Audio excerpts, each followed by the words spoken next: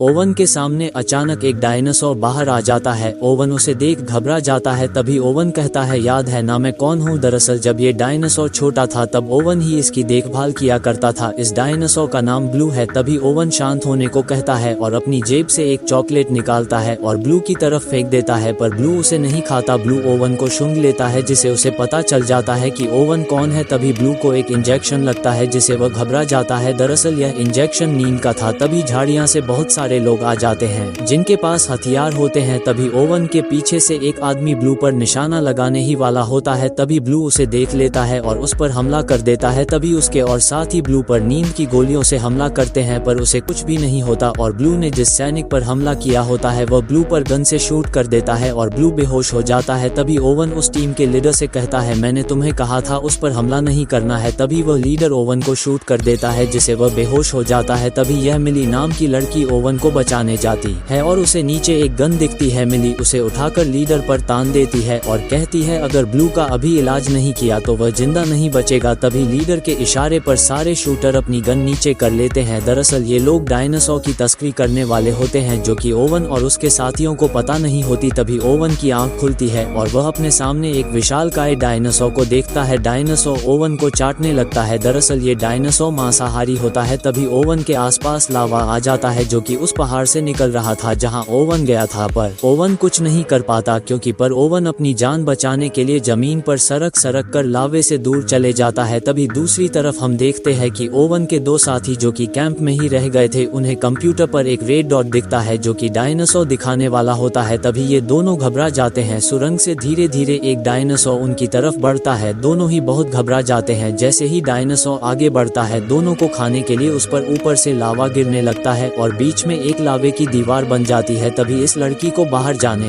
वाली एक सुरंग दिखती है, पर सीढ़ी वह छोटी पड़ जाती है और फिर वह लड़की कहती है, मुझे वह कुर्सी लाके दो। तो फिर वह लड़का उसे कुर्सी पास करता है। लड़की सुरंग के अंदर चली जाती है, पर जैसे ही लड़का सुरंग के अंदर जाता है वह सीढ़ी नीचे सरक जाती है और डायनासोर भी उस पर हमला कर देता है, पर लड़का ऊपर जा चुका होता है और दोनों वहां से बाहर निकल जाते हैं। पर बाहर भी एक मुसीबत उनका इंतजार कर रही होती है। अगर पार्ट 2 चाहिए तो कमेंट में पार्ट 2 लिख देना।